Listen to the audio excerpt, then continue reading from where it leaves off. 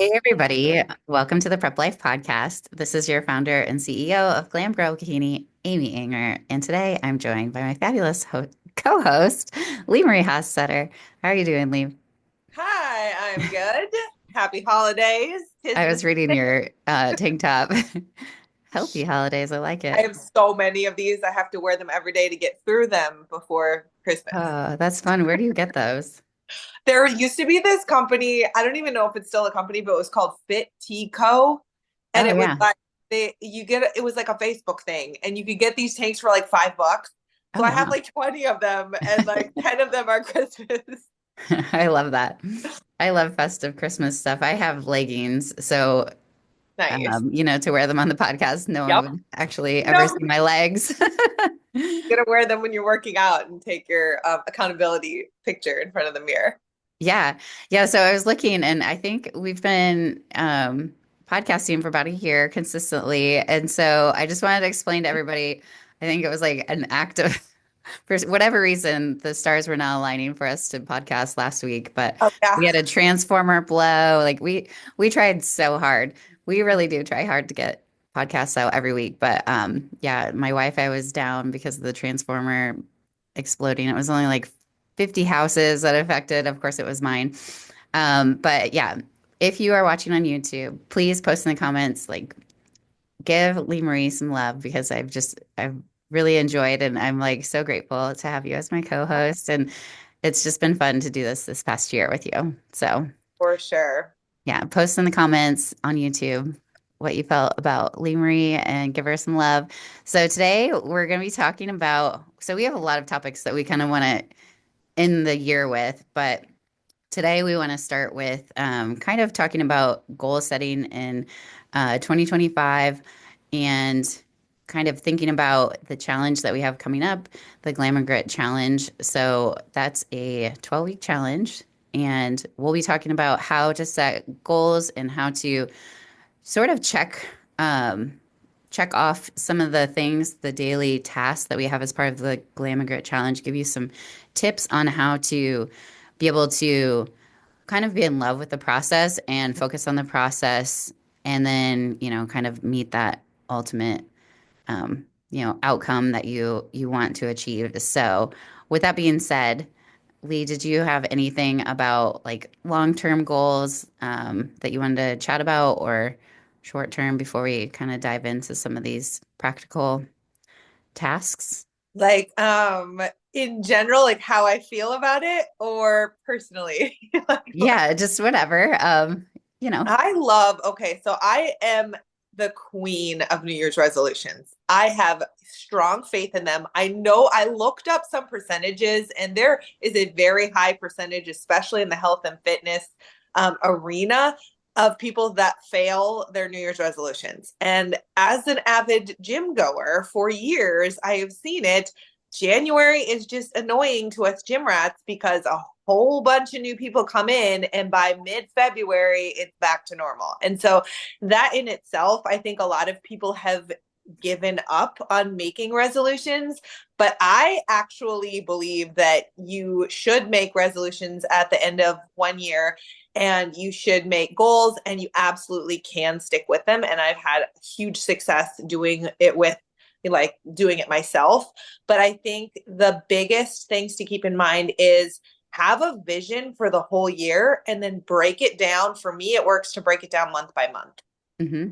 because 30 days is a great time period to do something. And often it's overwhelming to think about doing something for a whole year. But if your purpose is your whole year, like I know we've done things like having like a word or something for the year or a theme for the year or something like that. I think that's a great idea. But then you got to break that down. And what is that going to be practically? And those fit really good into monthly goals. And then at the end of each month, you can kind of look back, take stock, how'd you do, reset, more goals. But I think now in December, at the end of this year, is a great time to reflect and think next year at this time, where do I want to be? And Yeah. that's a good vision to cast for the year. Yeah, and I've been doing a lot of just like practices like that too, where there was one that, I had to break down like by month and kind of just you do like a brain dump where you take like a category, like maybe it's like work and like personal development or self growth, growth, self help, things like that, education. So you kind of like brain dump what things you want to get achieve, for the year, and then you have like your relationships, so like social, and then just kind of like fun things too. Like, are there like places you want to travel? Blah, blah, blah. And then like personal achievements. And I kind of did that brain dump. And then it was this form that I actually printed out and it was like a Oh, calendar. So it had like little bullet points under each month for 2025. And then you kind of like filter through. So you just give all of the ideas, like of all the different things that you want to do in 2025, and then you kind of, you know, go down and figure out, like you were saying, how to like break that in month by month. And I think like a lot of the things that I've been doing with my athletes, we're not only kind of like talking about, next year's show path and things as the calendar starts coming out, but we're like, I mean, I went to the point where we're even like locking in hotels and stuff like that because I know for me, like every year I'm booking like the Sheraton, at Station Square for July and August because pretty much every year I have somebody at nationals, like Masters Nationals or North American. So, I'm kind of like plugging those things in and like looking at my big calendar dates that, I know that are going to be some big things that I can like look for the next year. So I think that's like a really good practice. And I think it's Stephen Covey that mentions that you always want to plan your goals with the end in mind. So if there's something, that big audacious goal that you want to achieve, we want to plan, figure out what that big thing is that you want to achieve, even like no matter how unrealistic it is, but really just shoot for the stars. Like you're going to land, somewhere, or shoot for the moon, land among the stars. mhm, Um, but I think with that, you can kind of like reverse engineer what that whole year should look like too, because you're kind of like envisioning that one big thing, and then there's like so many action steps that lead up to it. mhm. Um, I so love yeah, the idea of, and I don't know where I heard this concept, but there's this phrase that's like, think about and I think it was just, this was the phrase it was, but it could go either gender, but it was like, think about the girl that you want to be and what does she do? Like, and this was like the fit girl or whatever, like it was like a fitness post or whatever, but like, think yeah, about what she does and then just start doing those daily practices. The girl in your head, the girl that is on the pedestal, the fit girl, the girl that competes, or the girl that goes to the gym every day, or the girl that makes her own food, or the girl, what does she do every day? And then start putting those things into practices. I think of that in how I like break down my yes. goal. Yeah, and I like this quote from James Clear, which we're going to get into his book, Atomic Habits. Every action you take is a vote towards the type of person you wish to become. So no single instance will transform your beliefs, but as the votes build up, so does the evidence of your new identity. And I think that that really fits with what you're saying. And, a lot of times in prep life, it's the non-sexy stuff. It's like the day-to-day, the Mhm, things that people could care less about, that, the actions that are done repetitively, that Groundhog's Day, mhm, just redundancy of the very vanilla things. And I bet if you asked, Laura Lee Chapados, our current Miss Olympia, she would have a very like, it's almost like monotony of repeating the same actions over and over again. And so we feel like the importance of the Glam and Grit Challenge is to even break that down to the day to day process. So we have a checklist that, part of this challenge is that you have to complete certain tasks every day.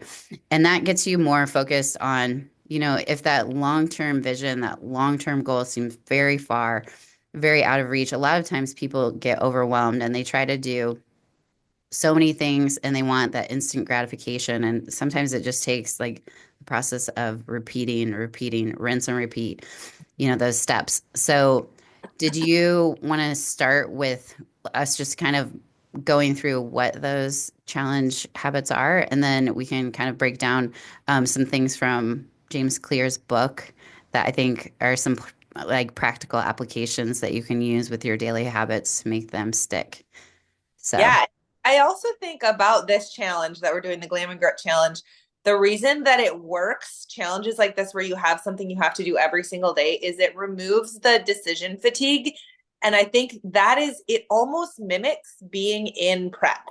So if you're in your off season right now and you're feeling a little bit lost because when you're in prep, you have a certain goal in mind, you have stuff you have to do every single day because you have a show, and you literally, it takes out the decision fatigue. Sometimes in our improvement season, when we have a little bit more flexibility, when we can choose which day to do our cardio, or we can choose with our macros, or we have like an off plan meal, and it makes us make the decision every week. Sometimes it can be, we can stretch the limits a little bit, and we can get to the end of the year and feel like, I just want to get back on prep, I want to get back on track. But if you're not ready to get back on prep, doing something like this, or if you are not sure that you want to prep, if you're listening to this podcast, you're like, I want to do a prep but I'm not sure yet, doing a challenge like this is a great way of setting boundaries so that you don't even have to use your decision making energy. You just know that you're going to do these things every single day, and you also have somebody coaching you. So it kind of mimics prep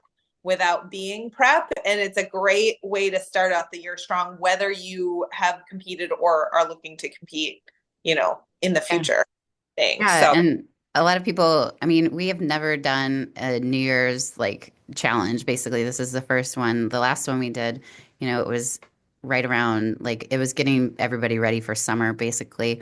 And so this will be the first one that we start January 2nd. And I think, for a lot of you maybe that want to just like reset your habits, even if you're in the improvement season, Mhm. if you've just kind of like slacked a little bit on that during, the holidays, which we're not there yet, like we still have two more major holidays coming up, but if you've already started seeing that trend of kind of getting off track during Thanksgiving and some of us maybe even like at Halloween, because that's usually when it starts.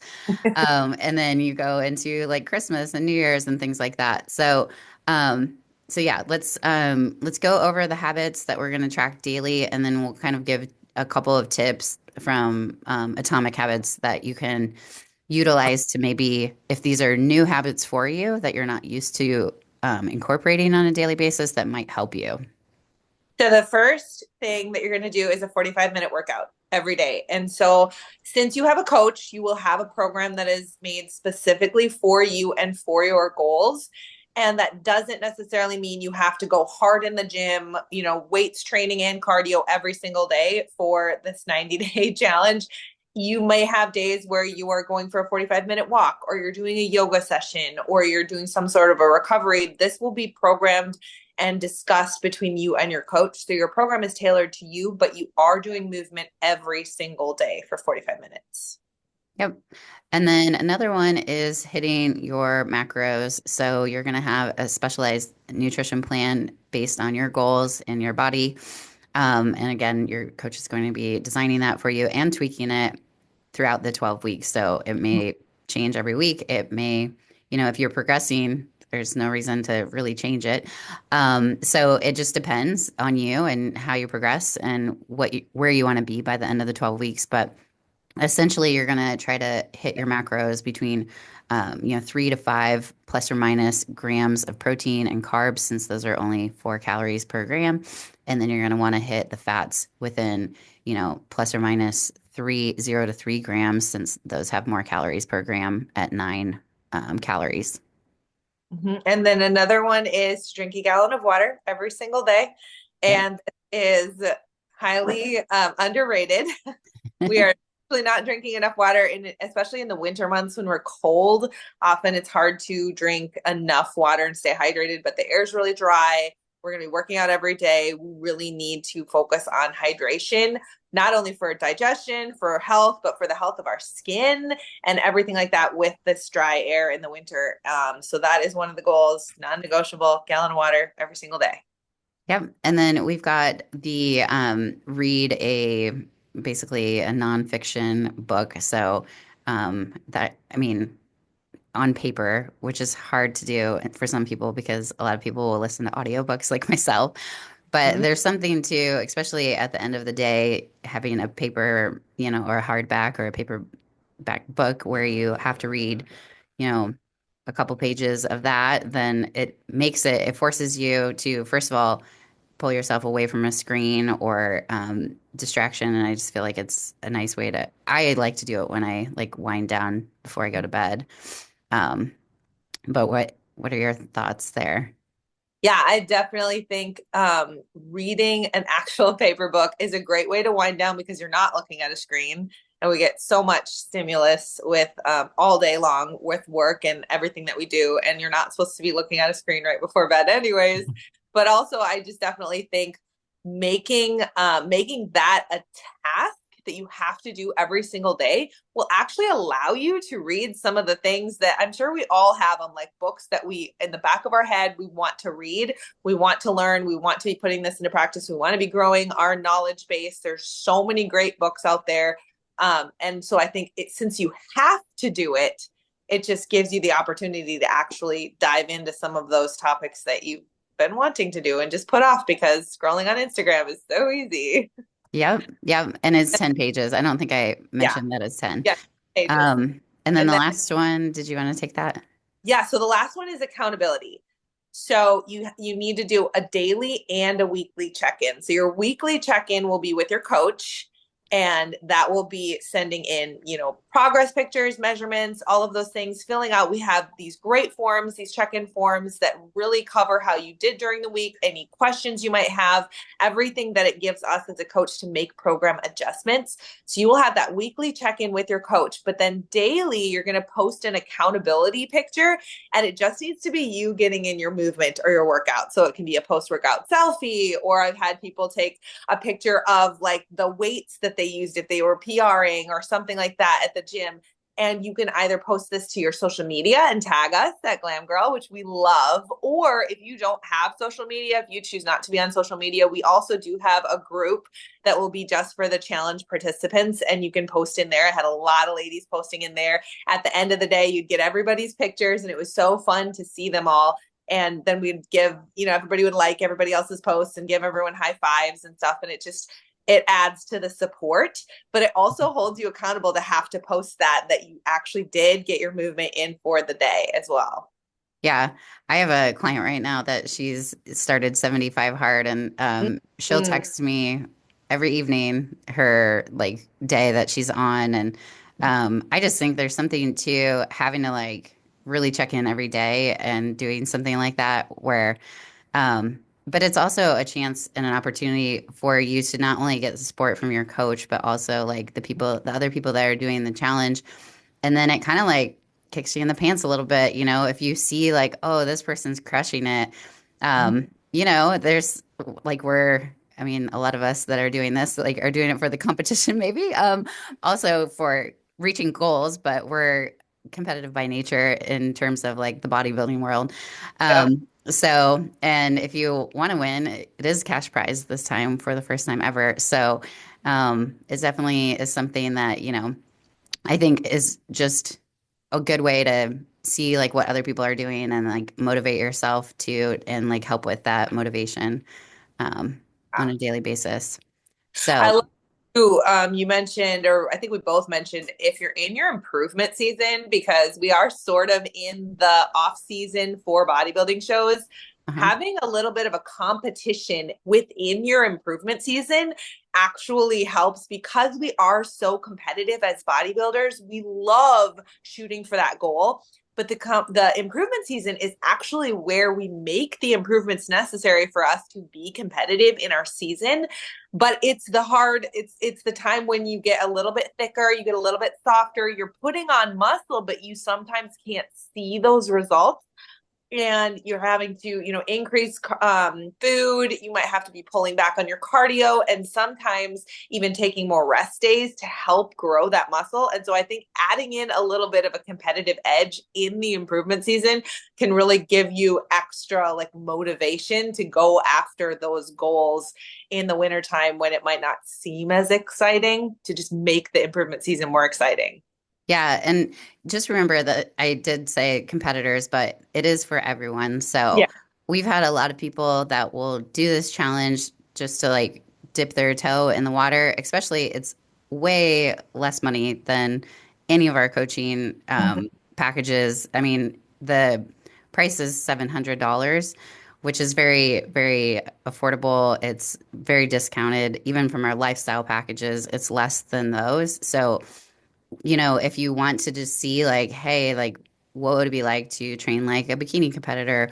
Or if you're just like a weight loss lifestyle client, this is for you. It's not just for competitors.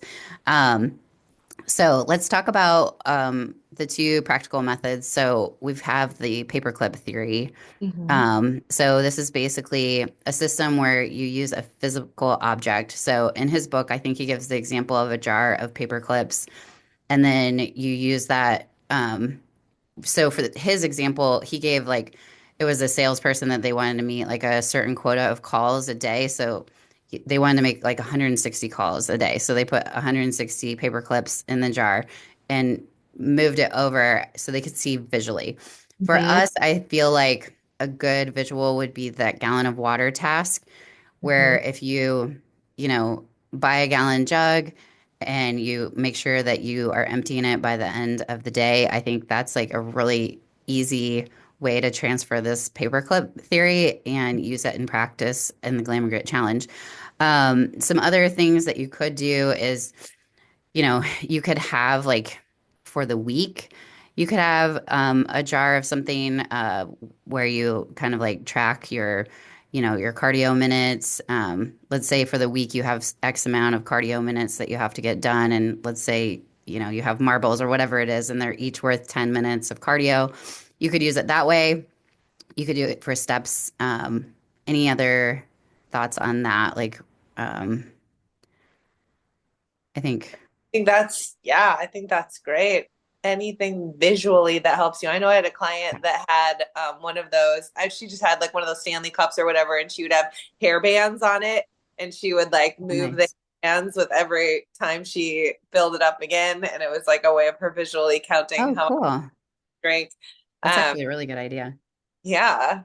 So just anything like that where you can see your progress. Um, Hmm. and then, do you want me to talk about the next one? Sure. The Uh, Seinfeld okay, strategy. the Seinfeld strategy. I actually have never even watched that show, but apparently, if you watch that show, you might know this.